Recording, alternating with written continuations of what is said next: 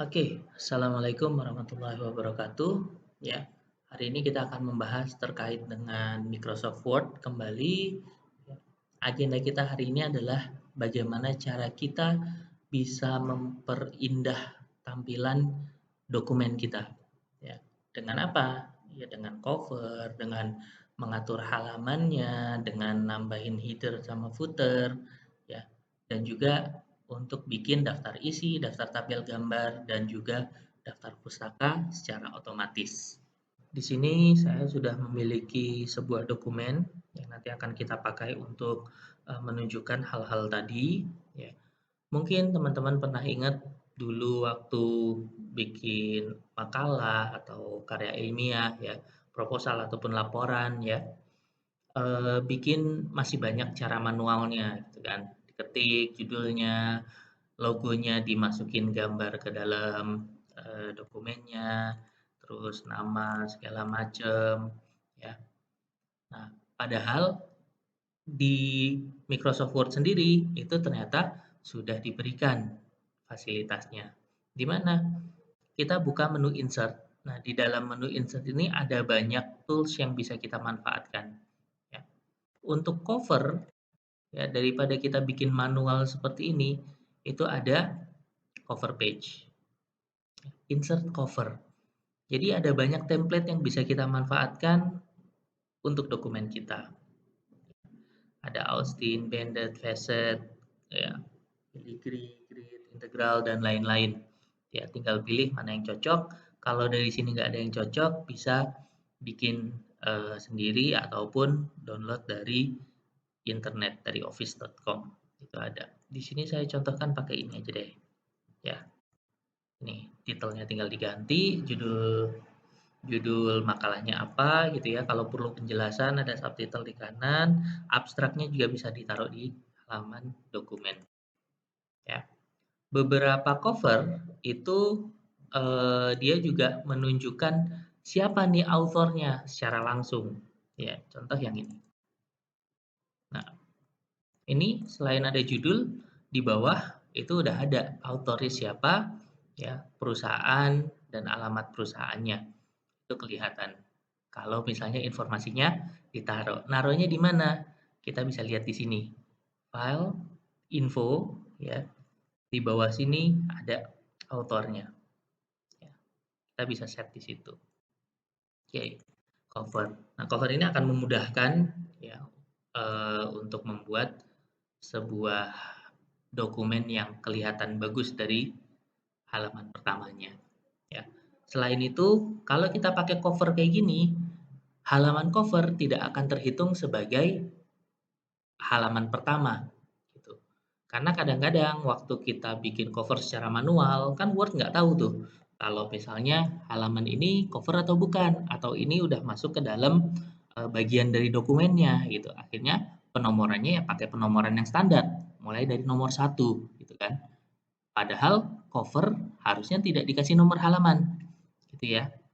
Nah, kalau kita pakai fitur insert cover page ini, nomor halamannya otomatis tidak akan muncul di cover. Waktu kita insert nomor halaman, ya, yang dimulai dikasih nomor 1 adalah halaman setelah cover.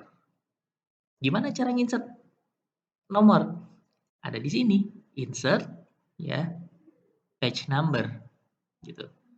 Kita klik page number, tinggal pilih mau ditaruh di atas, di bawah, ya, atau di page marginnya di kanan kirinya, gitu ya. Atau di posisi saat ini, ya. Kalau kita udah milih salah satu, nanti kita bisa atur pakai format page number. Contoh saya taruh di bawah bagian kanan ya, bottom of page, saya ambil yang plain aja, plain number di sebelah kanan. Klik, gitu ya. Maka dokumennya akan punya halaman. Cover tidak diberi nomor halaman, ya. Halaman yang setelah cover, sini saya punya abstrak, baru dikasih nomor 1, prakata nomor 2, dan seterusnya. Ya, daftar isi masih kosong gitu ya. Nomor 3, pendahuluan, nomor 4, dan seterusnya. Ya, ini nanti bisa dilihat. Gitu. Oke, itu penomoran. Nah, nomor gimana caranya? Kadang-kadang kita ngasih nomor beda nih. Kan tadi ada abstrak, ya, ada prakata, ya, ada daftar isi, gitu. Baru mulai bab 1 dan seterusnya. Kita pingin nomor satunya dimulai dari bab 1. Sebelum bab 1 itu semuanya pakai angka Romawi. Angka Romawi kecil ya. I, ya, V, X dan seterusnya. Gimana caranya? Oh ya udah ganti aja. Tapi kalau kita ganti, nanti keganti semua dong. Ya. Nah, ini kita ganti nih. Ini halaman 1, kita coba ganti pakai angka Romawi kecil. Balik lagi ke insert, ya. Page number, format page number. Ganti aja number formatnya jadi I. Ini kan yang Romawi kecil. Oke. Nah, waktu oke dia akan berubah. Halaman pertamanya I, ya, prakatanya jadi I2, daftar isi I3. Pendahuluannya I4, ya IV, ya 4. Gitu. Nah, sekarang gimana caranya supaya berhenti sampai sini nih penomoran I-nya. Ya. Penomoran I-nya berhenti sampai sini, habis itu kita mulai nomor 1 di sini. Ya. Kita balik ke halaman terakhir yang simbolnya sudah sesuai, ya, di daftar isi berarti di halaman I3. Dari sini kita bikin section baru. Bikin section barunya gimana? Masuk ke layout, ya. Terus di sini ada breaks, ya. Habis itu next page. Nah, di sini dia akan membuat section break untuk halaman ini dengan halaman sesudahnya. Kelihatan dari mana nih? Kalau kita pilih header atau footernya akan kelihatan. Ini section 1, yang ini section 2. Nah, kalau udah kayak gini, kita masuk ke section 2-nya. Di section 2 bisa kita edit halamannya. Oh, halamannya hilang. Ya, karena udah beda section. Kita set lagi, insert, page number, bottom of page, kasih halaman line number 1, formatnya kita ganti ke biasa. Start at 1. Oke. Nah, kita bisa balik ke apa namanya dokumen utamanya lagi dengan mengklik 2 kali. Kalau tadi ke header footer juga sama, di bagian atas atau bawah dokumen kita klik 2 kali, maka akan masuk ke situ, ya. Kita klik 2 kali di halaman utamanya lagi, maka akan masuk ke menu editornya lagi. Ya. Nih. Yang sebelum bab 1 jadi masih Romawi, bab satunya mulai halaman 1. Oke. Nah, kalau udah ngasih halaman, gimana? Kalau kita udah ngasih halaman, ya nanti kita akan bisa bikin daftar isinya. Kita bisa bikin apa namanya, link untuk langsung masuk ke menunya. Gimana? Nah, di judul-judul ini, ya, itu bisa kita set styles-nya. Yang bab, ini udah otomatis ya. Udah saya set sebelum ini bahwa judul bab saya kasih heading 1, ya. Judul subbabnya saya kasih heading 2. Kalau misalnya ada yang di bawahnya lagi, saya kasih heading 3 dan seterusnya, ya. Nah, kalau kita udah set styles-nya, maka kita bisa lihat struktur dari dokumen kita. Gimana caranya? Ada beberapa cara. Kita bisa pakai Ctrl F buat nge-find, ya. Habis itu kita masuk ke tab heading ke sini, ya. Maka kita akan lihat strukturnya. Atau cara kedua adalah kita dari status bar di bawah. Ada page 5 dari 18 gitu. Ini kita klik, dia akan masuk ke navigation bar di sini. Nah, strukturnya akan kelihatan. Ya.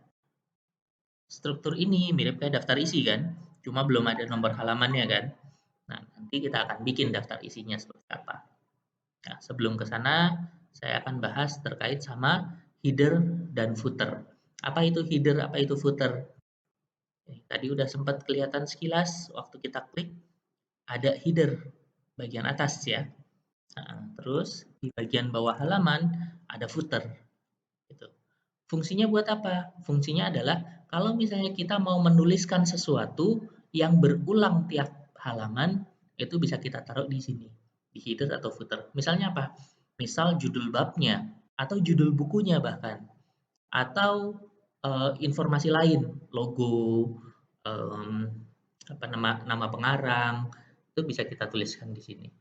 Ya, caranya ya udah masuk aja ke menunya, ya, footer, habis itu di sini tinggal diketik apa yang mau dituliskan di tiap halaman, misalnya judulnya, makalah ilmiah,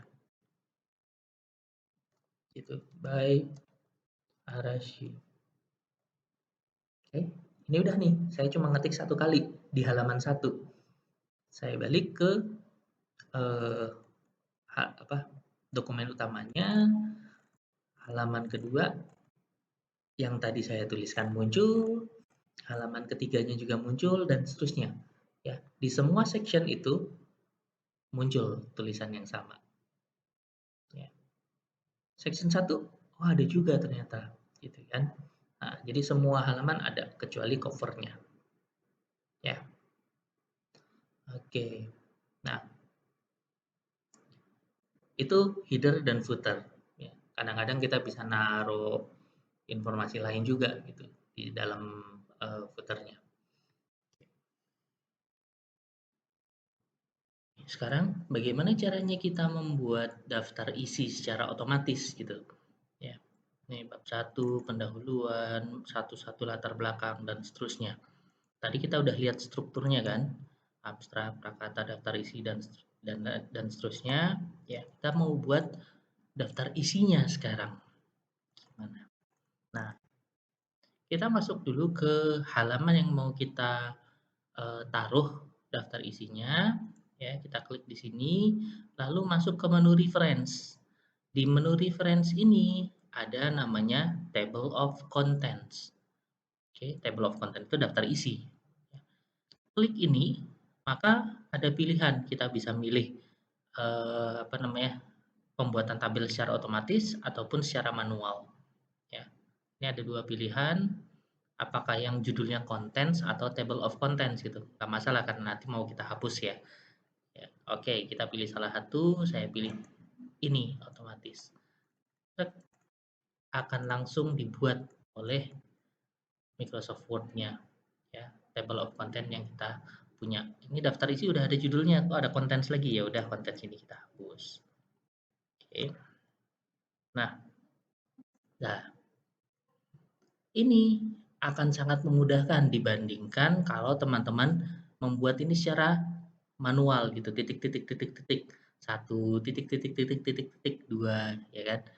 Kenapa? Ya kalau misalnya dibikin manual kayak gitu, pas ada perubahan, contoh di latar belakang nih tiba-tiba apa namanya, wah ceritanya banyak, nggak cuma setengah halaman tapi jadi beberapa halaman gitu. Ini saya copy saja biar mudah ya. Nah, rumusan masalahnya yang tadinya di halaman 1 sekarang pindah ke halaman 3 gitu. Kalau manual ya artinya semua harus diupdate kan, ya kan? Semua harus diupdate satu persatu gitu. Dari rumusan masalah, tujuan, manfaat semua harus ditambahi 2 halaman. Repot. Ada yang tambah 2, ada yang tambah 1 gitu. Bahkan mungkin ada yang nambah 3 gitu kan tergantung posisinya dia. Tapi kalau misalnya kita pakai table of content ini cukup kita lakukan update table. Update page number only atau update entire table, pilih salah satu. Kalau page number only secara struktur tidak berubah ya, halamannya aja yang nanti akan diupdate sama dia. Kalau entire table sama kayak kita membuat tabel baru. Oke, karena kita nggak mau merubah strukturnya, ya udah update numbernya aja. Itu rumusan masalah langsung berubah di halaman 3. Ya, tujuan halaman 3 dan seterusnya. Ya. Nah, keuntungan kedua adalah di sini sama seperti navigation bar. kita bisa langsung masuk ke bab-bab tertentu ya dengan cara mengklik apa namanya menunya. Di sini ya kita bisa pencet kontrol tambah klik, akan langsung masuk ke halaman yang dituju. Bapak, itu kan sama aja kayak di Word mah apa namanya kita pakai navigation di sebelah kiri aja. Iya, kalau di dokumen ini di Microsoft Word. Kalau misalnya nanti kita ekspor misalnya ke PDF atau kita simpan dalam format lain gitu. Link tersebut akan tetap berlaku. Jadi kita tetap bisa pindah dari satu halaman ke halaman lain dengan mudah ya.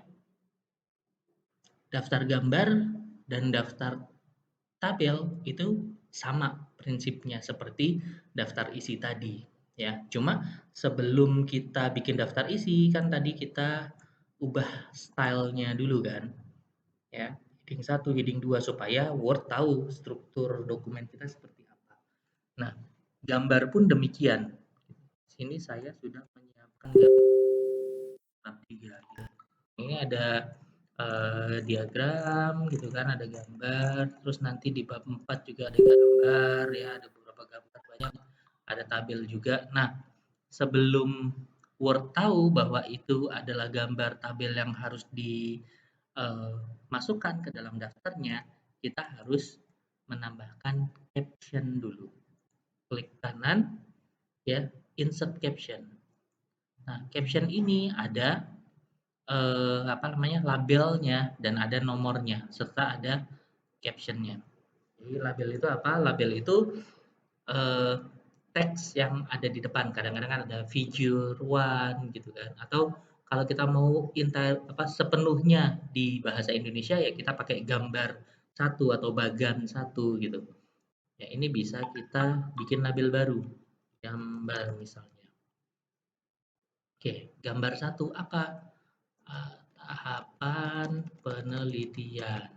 Oke, posisinya mau ditaruh di mana? Di bawah apa di atas? Gitu. Gambar biasanya ditaruh di bawah. Ya, tabel ada yang ditaruh di bawah, ada yang ditaruh di atas. Ya. Oke, di oke maka dia akan muncul. Ya, gambar satu tahapan penelitian. Oh, ada gambar lagi nggak? Gitu. Oh ada gambar ini. Gitu ya udah insert caption gambar 2 sekarang karena tadi nomornya satu udah di atas. Ini gambar apa ini? Ini adalah gambar untuk proses signing-nya misalnya. Proses signing ya. Oke. Gambar 2 proses signing. Ini adalah proses verify. Oke, insert caption proses verify. Atau kalau signing pakai ink pakai verifying. Ya. Jadi yang satu untuk menandatangani secara digital, yang satu lagi untuk mengecek apakah tanda tangannya itu valid atau enggak. Itu. Ada gambar lain? Kita cari saja. Oh, ini udah tabel. Ya. Oh, ini ada gambar gitu ya. Gambar-gambar ini bisa diberikan caption juga. Ini saya kasih caption untuk tabelnya. Klik kanan, insert caption. Ini kan bukan gambar ya, tapi ini tabel ya. Udah ada tabel belum? Oh, udah ada tabel. Oke. Tabel 1. Tabel 1 apa? Tabel 1 adalah daftar tahapan signing.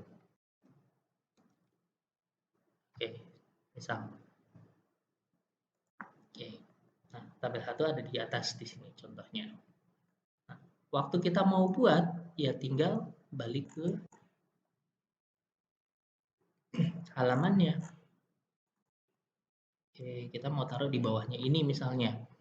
Mau di halaman baru ataupun dilanjutkan tergantung sama format yang ditentukan oleh eh, requester dokumennya. Oke. Anggaplah halaman baru kita butuh. Ya udah, kita insert ya, take break. Maka dia akan pindah ke halaman baru. Ya, di sini kita mau bikin daftar gambar. Oke. daftar gambar, insert reference, ya, insert table of figure. Nah, di sini table of figure, ya, maka kita bisa pilih caption mana nih yang mau kita bikin daftarnya. Tadi kan yang kita pakai gambar dan tabel ya. Oke, karena daftar gambar kita ambil gambar. Ya, gambar, titik dua, captionnya apa, halaman berapa. Oke, maka akan muncul.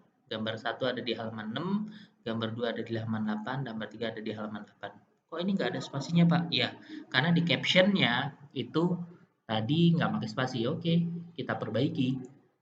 Balik ke sini, kita edit captionnya, ya, kita kasih spasi. Ini juga kita kasih spasi. Kita lihat apakah daftar gambarnya muncul, berubah.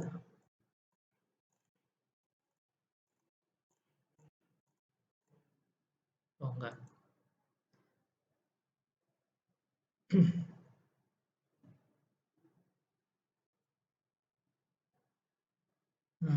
Update field. Nah, oke. Tadi nggak berubah karena belum diupdate ya. Setelah diupdate, dia akan menyesuaikan. Spasi yang tadi dibuat akan diterapkan ke sini. Tapi daftar gambarnya kok nggak muncul di navigation? Gitu, karena ini belum kita ubah stylenya. Masuk ke heading 1. Ya. Oke. Muncul. Tapi daftar gambar bukan bab 1, Pak. Ya, bab 1-nya penomorannya kita hilangkan. Klik. Dan maka bab 1-nya kembali ke pendahuluan. Selesai. Daftar tabel dengan cara yang sama bisa kita buat. Reference, insert table of figure, pilih yang caption labelnya adalah tabel, ya. Habis itu, oke, akan muncul. Belum dikasih judul, oke, kita kasih judul. Daftar tabel. Ya, daftar tabelnya kita kasih style heading 1, tapi nggak pakai nomor. Ya, ada di halaman 9. Kasih spasi, oke. Masuk ke sini, kita kasih spasi biar rapi. Kita kembali ke daftar tabelnya, kita update. Sorry, bukan number doang ya, karena ini yang mau kita update adalah teksnya, makanya kita update entire table. Nah, selesai, tabel, daftar tabel dan daftar gambar sudah kita miliki. Bagaimana dengan reference, daftar pustaka?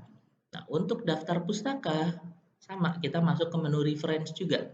Di menu reference ini ada insert citation, ya, manage source, ya, style, bibliografi. Ini adalah tools-tools yang berkaitan dengan kutipan di citation and bibliography. Ya, stylenya bisa kita pilih. Mau stylenya IEEE, stylenya APA, stylenya Chicago, dan seterusnya. Ini ada macam-macam tergantung kebutuhannya. Ini citation yang kita punya untuk ditaruh di dokumennya. Di dalam dokumen kita bisa taruh. Ini kata-katanya yang mengemukakan siapa? Dari paper yang mana gitu. Itu kita bisa taruh dari sini. Tapi ngisi ininya gimana kalau misalnya kita ngambil penelitian baru sebagai sumber, ya, kita bisa atur di manage source. Manage source, kita bikin new, ya, tinggal masukkan saja di sini apa data penelitiannya. Kalau misalnya sudah, ya, nanti kita akan punya listnya data penelitian yang kita kutip di dalam dokumen ini. Oke. Nah, untuk membuat daftar pustakanya, maka kita perlu pergi ke halaman daftar pustaka.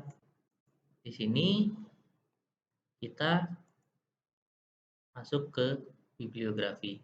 Ya. Tinggal pilih, sama kayak tadi daftar isi.